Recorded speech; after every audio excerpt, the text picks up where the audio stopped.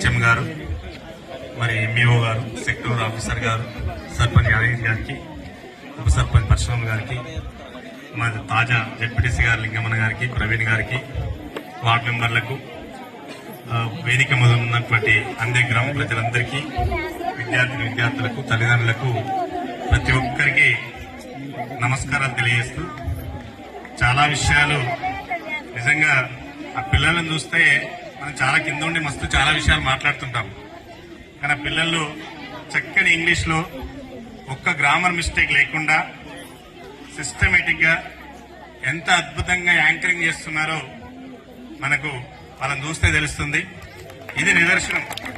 ప్రభుత్వ స్కూళ్లలో మంచి పాఠ్య ప్రణాళికతో కూడినటువంటి క్రమశిక్షణతో, డిసిప్లిన్ తో కూడుకున్నటువంటి విద్యను అందిస్తారు అని చెప్పడానికి ఇది ఒక ప్రత్యేక నిదర్శనమ్మా. నిజంగా మీ యాంకరింగ్ చాలా బాగున్నది. ఎందుకంటే కాకలు తీరినటువంటి చాలా మందిని చూసినాం. వాళ్ళు స్టేజీలెక్కి మాట్లాడాలంటే చాలా భయపడుతుంటారు. కానీ అద్భుతంగా ఎక్కడ కూడా తడబాటు లేకుండా మీ యాంకరింగ్ చూస్తే ఎంత నాణ్యమైన చదువు మన పిల్లలకు చదువు చెప్తున్నారు అని చెప్పడానికి ఇది ఒక ప్రత్యేక నిదర్శనం.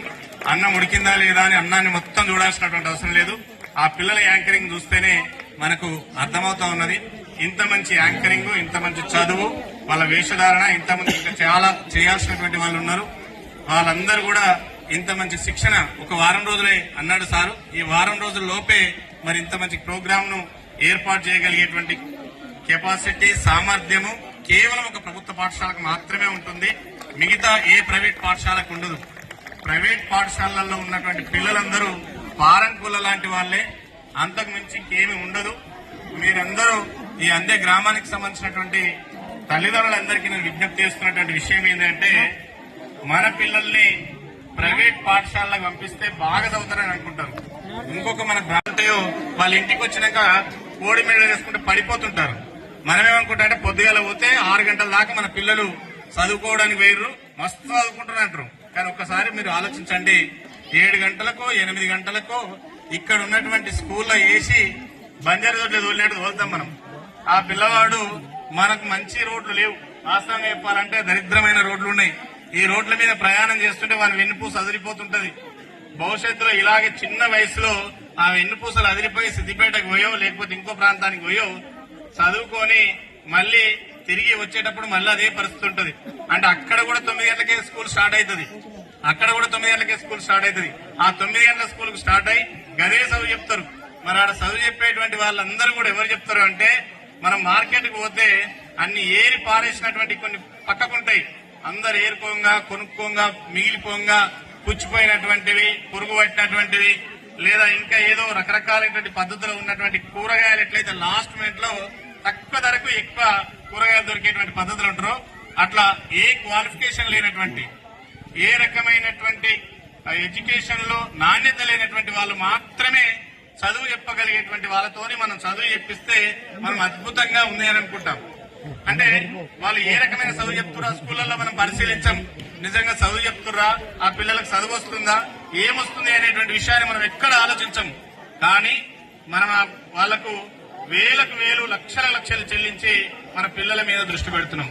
అక్కడ పెట్టాల్సినటువంటి పైసలు ఇక్కడ ఒక 2000 3000 మనం విద్యా వాలంటీర్ను పెట్టుకోగలిగితే, మన ఊళ్ళో మన అంద గ్రామంలో ఉన్నటువంటి దాదాపుగా మొత్తం అందరూ పంపించగలిగితే, స్ట్రెంత్ పెరిగితే ప్రభుత్వం కూడా ఇంకా రిక్రూట్మెంట్ అనేటువంటిది ఇక్కడ ఇవాళ 5 అంటున్నారు, రేపు 6 7 అయ్యేటువంటి అవకాశం ఉంటుంది. తప్పకుండా మనం ప్రతి స్కూళ్లలో మరి మనం వాళ్ళకు ఒక విద్యా వాలంటీర్లు కనుక మనం కొంత అరేంజ్ చేసుకోగలిగితే, అందులో కొద్ది సాయం కనుక మనం చేయగలిగితే మంచి స్కూల్లో నడిచేటువంటి అవకాశం మనకు ఉంటది. మీరు బాగా భ్రమపడుతుంటారు. మీకు ఒక ఎగ్జాంపుల్ చెప్తాను. అనేటువంటి క్యాండిడేట్ నాకు బ్యాచ్ కి సంబంధించినటువంటి వ్యక్తి, ఆ వ్యక్తి అదృష్టంగా తంతె పూలతొట్ల పడ్డట్టు స్టేట్ ఫస్ట్ వచ్చిండు. స్టేట్ ఫస్ట్ వస్తే ఆయనకు ఆఫర్లు వచ్చినాయి. ఒకరు ఏమన్నారంటే విజిఎస్ గైడ్ అని ఉంటుండే మేము చదువుకున్నప్పుడు. ఆ విజిఎస్ గైడ్ వాళ్ళు అడిగిరు, నువ్వు మా గైడ్ చదివే స్టేట్ ఫస్ట్ వచ్చినా ఒక స్టేట్మెంట్ ఇయ్యి, మేము 2 లక్షల రూపాయలు ఇస్తామని అన్నారు. అంటే 30 ఏళ్ల కింద 2 లక్షల రూపాయలంటే దాదాపుగా ఈ రోజు ఉన్నటువంటి భూములు దాదాపు 15 నుంచి 20 ఎకరాల భూమి వచ్చేది. అంటే ఎన్ని డబ్బులు చెల్లించారో మనం అర్థం చేసుకోవచ్చు. ఆయన ఇక గుంటూరు జిల్లాలో వికాస్ అనేటువంటి ఒక కాలేజీ ఉంటుంది. ఆ కాలేజీలో ఆ వ్యక్తిని, మా కాలేజీలో నువ్వు జాయిన్ అయితే నీకు 1 లక్ష రూపాయలు ఇస్తాం, ఫ్రీగా చదువు చెప్పిస్తామని చెప్పి 1 లక్ష రూపాయలు ఇచ్చి ఫ్రీగా చదువు చెప్పే కార్యక్రమంలో ఒప్పంద పత్రం చేసుకుని ఆయన తీసుకుపోయి గుంటూరు జిల్లాలో ఆయన చదివించారు. గుంటూరు జిల్లాలో వికాస్ కాలేజీలో మంచి కాలేజ్ కదా, మరి ఆ కాలేజీలో చదివినటువంటి విద్యార్థి ఏం కావాలి, ఇంటర్మీడియట్ లో ఎంపీసీ చదివించారు. ఎంపీసీలో ఏం కావాలైనా టాప్ లో కాకపోయినా ఫస్ట్ క్లాస్ లో పాస్ కావాలి. కానీ ఆ విద్యార్థి ఫస్ట్ ఇయర్ లో ఫెయిల్ అయ్యిండు. అంటే ఏ పూర్తి చదువు చెప్పారు ఆ స్కూల్లో, ఆ ప్రభుత్వ స్కూల్లో అనేటువంటి విషయాన్ని మీరు గమనించాలి. కాబట్టి ప్రభుత్వ స్కూళ్లలో ఎంత నాణ్యమైన విద్య ఇచ్చారు, అదే గాయత్రి స్కూల్లో స్టేట్ ఫస్ట్ వచ్చిన క్యాండిడేట్ నెక్స్ట్ ఫెయిల్ అయ్యింది.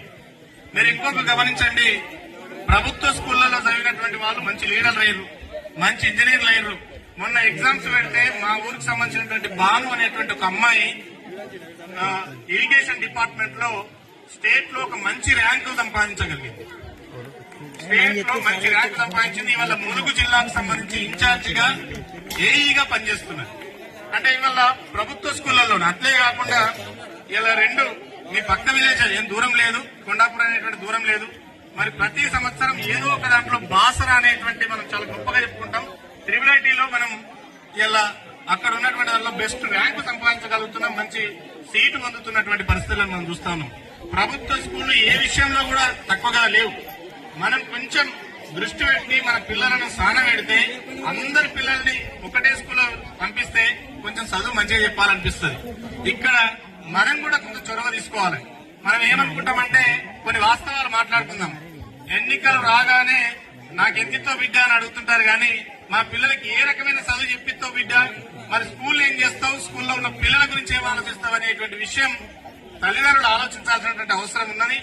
మనం ఇక్కడ ఉన్నటువంటి పిల్లలు, ఈ ప్రభుత్వ స్కూళ్లలో చదివిన పిల్లలు ఆఖరికి మంచి మంచి నాయకులే కాదు, తిక్కకొస్తే వాళ్ళు తీవ్రవాళ్ళు అవుతారు. కానీ ఒక్కరు ఆత్మహత్య చేసుకున్న చరిత్రలు మీరు చూడండి, ఒక్కరు ఆత్మహత్య చేసుకున్న చరిత్ర కూడా ఉండదు. కానీ అదే ప్రైవేట్ స్కూళ్లలో చదివించి నారాయణ, చైతన్య, నలంద లేదా ఇంకోటి అని చెప్పుకుంటారు. ఆ స్కూళ్లలో చదివించినటువంటి పిల్లలు ఖచ్చితంగా ఆత్మహత్యల వైపు మొగ్గు చూపుతున్నటువంటి పరిస్థితులు, లేదా తల్లిదండ్రులను చక్కగా చూడలేనటువంటి పరిస్థితులు ఇలా నెలకొంటా ఉన్నాయి. తల్లిదండ్రులను తీసుకుపోయి హాస్టళ్లలో వేస్తున్నారు అంటే హోమేజ్ అంటుంటాం, అందులో వేస్తున్నారంటే దానికి ప్రైవేట్ ఎడ్యుకేషన్ అనేటువంటిదే కారణం. వీటన్నిటికంటే మీకు ఇంకొక ముఖ్యమైన విషయం ఏంటంటే, మన పిల్లలు చదువుకుంటే మంచి ఎడ్యుకేషన్ వస్తుందని అనుకుంటాం కదా, కానీ ఎడ్యుకేషన్ సంగతి అటు పెట్టు, వీళ్ళందరికీ ఉద్యోగాలు వచ్చేటువంటి సందర్భాలలో పోలీస్ ఎంక్వైరీ జరుగుతుంది. ఆ పోలీస్ ఎంక్వైరీ జరిగేటప్పుడు వీళ్ళు ఏ స్కూల్లో చదివినరో, ఎక్కడ చదివినరో ఆ ఎంక్వైరీ పోతారు. వీళ్ళు ఎంక్వైరీ వేయటాడు ఆ ప్రైవేటు పాఠశాల కనుక లేకపోతే వీళ్లకు జాబ్ వచ్చినా కూడా జాబ్ లో నుంచి తీసేసినటువంటి సందర్భాలు నా క్లాస్మేట్స్ కు జరిగినాయి. మరి రేపు ప్రైమరీ ఎక్కడ చదివినాం, ఇంటర్ ఎక్కడ చదివినాం, లేదా ఎస్ఎస్సీ ఎక్కడ చదివినాం అని ఆ స్కూల్ కాడికి పోతే ఇవాళ నడిచినటువంటి స్కూల్ రేపు ఉంటుందన్న గ్యారెంటీ లేదు. ఒక 10 ఏళ్ల తర్వాత ఆ స్కూల్ ఉంటుందన్నటువంటి గ్యారెంటీ లేదు. ఇట్లా ఆ స్కూలు లేకపోతే ఆ ఎంక్వైరీ అయినప్పుడు ఈయన ఇక్కడ చదవలేదు, ఈయన ఫేక్ చదువు అనేటువంటిది కనుక ముద్రేస్తే మన పిల్లలకు ఉద్యోగాలు కూడా వచ్చేటువంటి అవకాశం లేదు. కాబట్టి ఇలా అన్ని విషయాలలో మన విద్యార్థులకు నష్టం జరిగేటువంటి అవకాశం ఉంటుంది. కాబట్టి మనం కూడా కొంచెం దృష్టి పెట్టి మన పిల్లల్ని కనుక మనం చదివించగలిగితే తప్పకుండా బాగుపడేటువంటి అవకాశం ఉంటుంది. మంచి ఉన్నతమైనటువంటి చదువు దొరికే అవకాశం ఉంటుంది. కాబట్టి తల్లిదండ్రులు ఆలోచించండి. అక్కడికి కేవలం వాళ్ళు పంపిస్తున్నారు కాబట్టి నేను పంపించకపోతే ఏమనుకుంటారో, మా పక్కింటి వాళ్ళు పంపిస్తున్నారు మరి నేను పంపించకపోతే ఏమవుతుందో, లేకపోతే ఇంకొకరు పంపిస్తున్నారు నేను పంపించకపోతే ఏమవుతుందో అని చెప్పి మీరు ప్రెస్టేజ్కి పోయి మన పిల్లలను బయటికి పంపించి మన పిల్లల జీవితాలను ఆగం చేయకండి. మంచి చదువు మనకు చెప్పేటువంటి అవకాశం ఉంటుంది. కాబట్టి మీరు తప్పకుండా వాటిని కాపాడుకునేటువంటి ప్రయత్నం మనం చేద్దాం. మన పిల్లలు మన ఊళ్ళలోనే చదివించుకుందాం. మంచి వాతావరణంలో మనం చదివించుకుంటే వాళ్ళ ఆరోగ్యాలు బాగుంటాయి. ఇక్కడ గవర్నమెంట్ స్కూళ్లలో అన్ని రకాలైన కోణాలలో మరి చదువు అనేటువంటి ఉంది. భవిష్యత్తులో కూడా గవర్నమెంట్ స్కూళ్లలో చదివినటువంటి వాళ్ళకి ప్రత్యేకమైనటువంటి వచ్చే సంవత్సరం నుంచి ప్రభుత్వ స్కూళ్లలో, ప్రభుత్వ కాలేజీలలో చదివినటువంటి పిల్లలకు స్కూటీలు, ఆడపిల్లలకైతే స్కూటీలు ఇవ్వాలనేటువంటి అనౌన్స్మెంట్ మొన్న ముఖ్యమంత్రి గారు కూడా చాలా క్లియర్ గా చెప్పారు. వాళ్ళకు ప్రభుత్వం తరఫున స్కూటీలు, ఎలక్ట్రిక్ స్కూటర్లు అనేటువంటివి ఇవ్వాలనేటువంటి ఒక నిబంధన కూడా పెడతామనేటువంటి నియమం తీసుకురావడం జరిగింది. సో ఈ విధంగా అన్ని విషయాలలో మరి తప్పనిసరిగా ప్రభుత్వ స్కూళ్లలో చదివేటువంటి పిల్లల్ని మరి బాగు చేసేటువంటి అవకాశం మనందరికీ ఉంది. ఇక్కడ ఉన్నటువంటి యువకులు కూడా కొద్దిగా ఆలోచించి ఒకరికి ఒకరు తోడుగా నిలబడి మనం అందరం ముందుకు నడిపించే ప్రయత్నం చేద్దాం. మీరు అనుకుంటుండొచ్చు ఇన్ని చెప్పినావు సార్, ఇన్ని చెప్పినావు, మరి నీ పిల్లలు ఏదో చదువుతున్నారంటే మా పిల్లలు కూడా గవర్నమెంట్ స్కూల్లోనే చదువుతున్నారు, ఈ కొండాపూర్ స్కూల్లోనే చదువుతున్నారు, పక్కకు పోయే పరిస్థితి లేదు.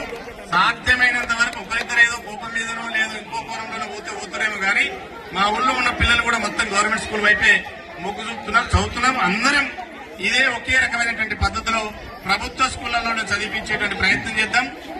సమాజం కూడా ఈ దిశగానే ఆలోచిస్తున్నది. ఇవాళ హైదరాబాద్ లో రౌండ్ టేబుల్ సమావేశం జరిగింది, అక్కడ కూడా ఈ విషయాల మీదనే చర్చ జరిగింది. తప్పనిసరిగా మనం ప్రభుత్వ స్కూళ్లను బలోపేతం చేసుకుని మరి రాబోయే కాలంలో అందరూ ఈ జిల్లాలో ఒక అత్యున్నతమైనటువంటి స్థానంలో నిలబెట్టడంలో ఈ స్కూల్ కు ఒక అవకాశం కల్పిస్తారని, సిద్దిపేటలో ఒక ఇందిరానగర్ స్కూల్ లాగా మన స్కూల్ కూడా ఒక పేరు తెచ్చుకొచ్చేటువంటి ప్రయత్నం చేద్దామని మీ అందరం ఒకరికొకరిగా నిలబడి సహకరించుకుందామని కోరుకుంటూ ఈ అవకాశం ఇచ్చినందుకు మీకు ప్రత్యేకంగా అభినందనలు తెలుపుకుంటూ సెలవు తీసుకుంటున్నాం. Thank you very much for your inspiring words.